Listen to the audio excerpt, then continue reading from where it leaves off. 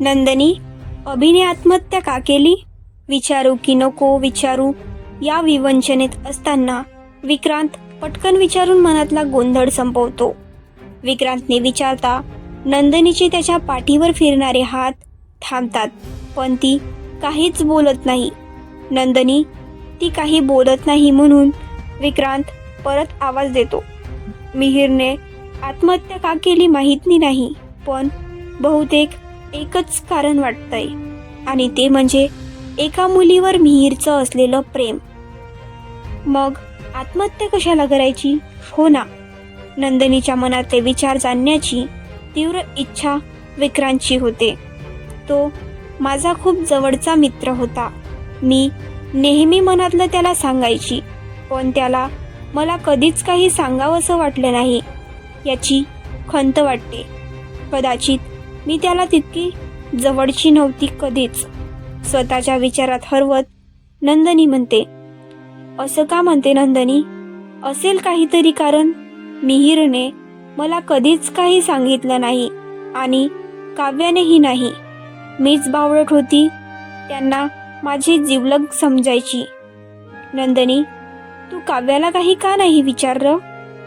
काव्याला एक दोनदा विचारलं, तेव्हा ती चिडचिड करायची, जणू तिला खरंच काही सांगायचं नव्हतं. सुरुवातीला काव्या मोकळी बोलायची, पण हळूहळू ती माझ्यासोबत अबोला धरायला लागली. कारण विचारलं तर सांगायची नाही. थोडीशी फडकट होती ती, म्हणून मी जास्त लक्ष नाही दिलं. तिची शाळा बंद झाल्यावर मला समजलं की ती मिहिरच्या मागे होती. 10वीचं वर्ष होतं म्हणून मी जास्त लक्ष दिलं नाही. चांगलं श्रीमंत स्थळ आलं आणि ती घरचीही श्रीमंती.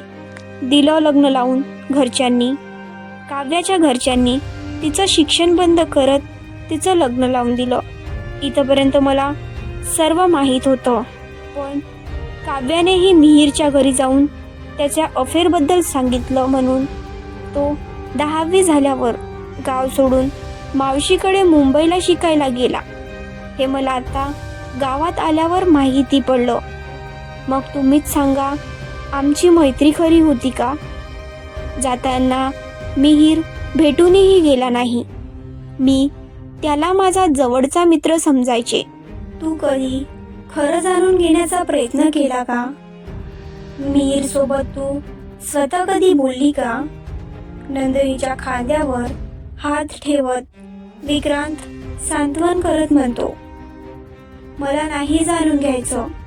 तो असता तर प्रयत्न केला असता खरं जाणून घेण्याचा, पण आता काय फायदा? म्हणत नंदनी विक्रांतला मिठी मारत रडू लागते. विक्रांत ही तिला बरं वाटावं म्हणून दोन्ही हात तिच्या भोवती गुंफतो. नंदनी, मिहिरच्या घरचे तुला खूप जीव लावतात ना? विक्रांत नंदनीचं मन दुसरीकडे वळावं म्हणून तो मुद्दाम विचारतो. हो, पहिल्यापासून. काकू नेहमी माझा लाड करायच्या. काही काम असलं की माझ्या हक्कानं त्यांच्या घरी जाणं येणं असायचं. नंदनी, तुझं नुसतं रडणं पाहून माझं पोट भरणार नाही ग. मला जेवायला पण लागतं. विक्रांतचं बोलणं ऐकून नंदनी त्याला लटक्या रागाने बघते. बनवते मी म्हणत बाजूला होत स्वयंपाकघरात जाते. मिहिर, तू मला भेटायला हवं होतं. मी तुला समजवलं असतं. आज ही वेळ कदाचित तुझ्यावर आली नसती. फक्त एकदा माझ्याशी बोलायला हवं होतं. मनातल्या मनात बोलत नंदनी कणिक मळत असते. मिहिरने आत्महत्या केली ती माझं लग्न झाल्यावर. मग यांना कसा भेटू शकतो तो? मला बिट्टू हाक मारली तेव्हा हे का म्हटले मला मिहिर भेटला म्हणून? मला बिट्टू हाक फक्त मिहिर मारायचा. यांना कसं माहीत? मी यांना तर सांगितले नाही की मिहिरने आत्महत्या केली. मग यांना कळलं कसं?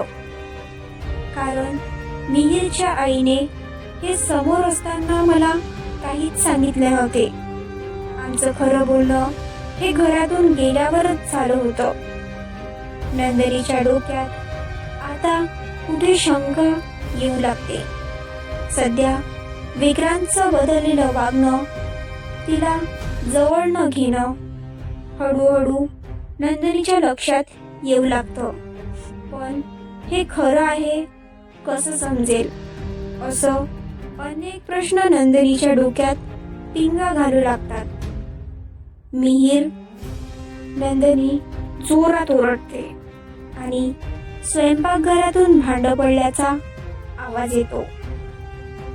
नंदिनी, कुठे लागलं? काय झालं? दुखतंय का? नंदिनीला पाहून भयभीत झालेला विक्रांत तिच्या सर्व अंगाची पाहणी करत विचारतो. मिहीर. नंदिनी हळूवार हाक मारते. यावेळेस विक्रांत मिहीरला ऐकून जागीच स्तब्ध होतो. त्याला त्याची चूक लक्षात येते. मिहीर. नंदिनीने परत हाक मारल्यावर विक्रांत नजर चोरतो. आता नंदिनीला धक्का बसतो. ती विक्रांत पासून थोडीशी लांब सरकते. नंदिनी, सॉरी, मला असं तुझ्या समोर यायचं नव्हतं. प्लीज माझं ऐकून घे. विक्रांत नजर चोरत म्हणतो. मला अजूनही विश्वास बसत नाही आहे की तू आहे. नंदिनी घाबरत म्हणते. प्लीज नंदिनी, घाबरू नको. मी इथे कुणालाही दुखवायला आलेलो नव्हतो ग. फक्त एकदा तुला पाहायचं होतं. अगतिक होत विक्रांत म्हणतो. पण का आला इथे? तू अचानक न सांगता निघून गेला होता ना, मग आता का? नंदिनी थोडी रागात विचारते. नंदिनी, माझं ज्या मुलीवर प्रेम होतं ती तू आहे म्हणून परत आलो. चुकीचा अर्थ काढू नको नंदिनी. मी पहिल्यापासून एकाच मुलीवर प्रेम केलं, ती तू आहे. मला तुझं लग्न झाल्यावर तुझ्याबद्दल समजलं. माझ्या घरच्यांनी तोपर्यंत मला कळू दिलं नाही ग. माझ्या घरच्यांनी तुझ्यापासून दूर नेऊन मला शिक्षा केली. पण मुद्दामहून चुकीच्या माणसासोबत तुझं लग्न लावून देऊन तुलाही शिक्षा दिली. तुझं लग्न झाल्यावर गावात आलो होतो तेव्हा खूप भांडलो आईबाबांसोबत. कारण एकच, विक्रांतशी तुझं लग्न लावून दिलं. माहीत होतं घरी हे कुटुंब कसं आहे, त्यात तुमची कुंडली जुळत नव्हती. तरीही तुझं अलगद काटा निघावा म्हणून सर्व डाव रचले गेले आणि तू व तुझं कुटुंब समजत होतं आहे की माझ्या घरच्यांनी उपकार केले तुमच्यावर. खिन्न मनाने विक्रांत म्हणतो. तू खोटं बोलतोय. काका काकू किती चांगले आहे, ते असं वागणं शक्यच नाही. तू एकदा प्रेमाने बोलला असतास तर ते नक्कीच माझ्या घरी हात मागायला आले असते. पैशाची हाव होती नंदिनी, जी तुझ्या कुटुंबाकडून कधीच पूर्ण झाली नसती. विक्रांत हतबल होत म्हणतो. मग आत्महत्या का? बोलून सुद्धा प्रश्न सुटले असते ना. नंदिनीच्या मनातले प्रश्न आता ओठी येत होते. काय उरले होते नंदिनी प्रश्न सुटायला? घरच्यांचा खूप राग आला होता. तू सुखात असती तर मी सुद्धा मुंबईला सुखात असतो. तुला आयुष्यभर दुःखात पाहायची ताकद नव्हती माझ्यात. प्रेम मिळावं हा लोभ नव्हता. तू कुठेही गेली तरी सुखात नांदावं हा लोभ होता. पण माझ्या घरच्यांनी तेही होऊ दिलं नाही ग. मनातल्या वेदना वाट मोकळी करून देत होत्या. तरीही काका काकूंकडे बघवत नाही मला. त्यांचा जीव किती तुटतोय हे तू आणि मी आपण दोघांनाही पाहिलं आहे. नंदिनी मिहिरला चुकीची जाणीव करून देत म्हणते. खूप रडलो ग नंदिनी त्या दिवशी बाबा आणि आईला रडताना पाहून. मी चूक केली ग आत्महत्या करून. विक्रांत चेहरा झाकून रडू लागतो. हो, चूक केलीसच तू, कारण जे नशिबात आहे तेच मला मिळालं होतं. फक्त कारण तुझे आई बाबा ठरले. माझ्यावर असणारं प्रेम हे आईबाबांच्या प्रेमापेक्षा मोठं नव्हतं असायला पाहिजे होतं. आज ते दुःखात आहे. त्याचं कारण मी आहे हे सत्य मला आयुष्यभर मनाला बोचत राहील. नंदिनीला गदगदून येतं. मला माफ कर नंदिनी, खरंच माझं चुकलं. एकदा तुझ्यासोबत बोलायला हवं होतं, मन मोकळं करायला हवं होतं. तूच तर मला सर्वात जवळची होती. या रागापायी मी खरंच विसरलो ग. सॉरी. मी जाईन निघून नंदिनी. नंदिनी समोर गुडघ्यावर बसत विक्रांत म्हणतो. नंदिनी काहीच बोलत नाही. नंदिनी बोल ना. प्रेमातला ओलावा त्या आवाजात नंदिनीला जाणवतो. मी जरा स्वार्थी होत आहे मिहिर, पण प्लीज नको जाऊ. माझ्या आयुष्यात आनंदाचे क्षण आणले तू, जगायला शिकवलं, आणि आता सोडून जायची भाषा नको करू. मी परत ते सर्व नाही सहन करू शकत.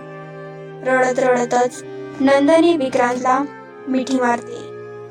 या जिवंत माणसांनी मला मरण यातना भोगायला लावल्या आहेत. लग्न झाल्यावर खरं प्रेम मिळेल असं वाटत होतं, पण लग्नानंतर मी रोज रात्री फक्त आणि फक्त वासनेला बळी पडत होते. भीती वाटते मला आता त्या आयुष्याची. तू आल्यावर सुखाचे छोटे छोटे क्षण मी वेचू लागले. मनावर असणारी दुःखाची मळब दूर झाली. मी बिनधास्तपणे हसायला लागले. खऱ्या प्रेमाची जाणीव तू करून दिलीस. नको जाऊ मला सोडून. भीती वाटते मला त्या आयुष्याची. मिठी घट्ट करत नंदिनी म्हणते. नंदिनी मी नाही सोडून जाणार तुला कधी. कायम तुझ्या सोबत राहत तुला सुखात ठेवेन. नंदिनीच्या केसावरून हात फिरवत विक्रांत सांत्वन करतो. मला वाटायचं घरच्यांना सांगावं मी परत येते म्हणून. मग विचार पडायचा की आपण तिथे जाऊन ओझच होऊ त्यांच्यावर. घरची परिस्थिती चांगली नसल्याने मन माघार घ्यायचं रे. नंदिनी हळूहळू मिहिर जवळ मन मोकळं करते. किती वेळ तरी दोघं एकमेकांच्या मिठीत बसले होते. हे असं खरं प्रेम होतं ते की नंदिनीला त्याची आज जाणीव होत होती. मिहिरच्या मिठीत नंदिनीला जणू स्वर्ग समाधान गवसलं होतं. मिहिर भूक लागली आहे असेल ना. कितीतरी वेळाने नंदिनी सुखाच्या क्षणातून बाहेर येत विचारते. हो. मिहिर हसत म्हणतो. थांब मी आलेच बनून म्हणत नंदिनी उठते. नंदिनी तू राहू दे, मी खिचडी लावते, तू बस आराम कर म्हणत मिहिर नंदिनीचा हात पकडतो. आपण दोघं बनू चल. नंदिनी मिहिरला उठवत म्हणते. तिच्यासाठी तो मित्र आणि पण त्याच्यासाठी ती प्रियसी.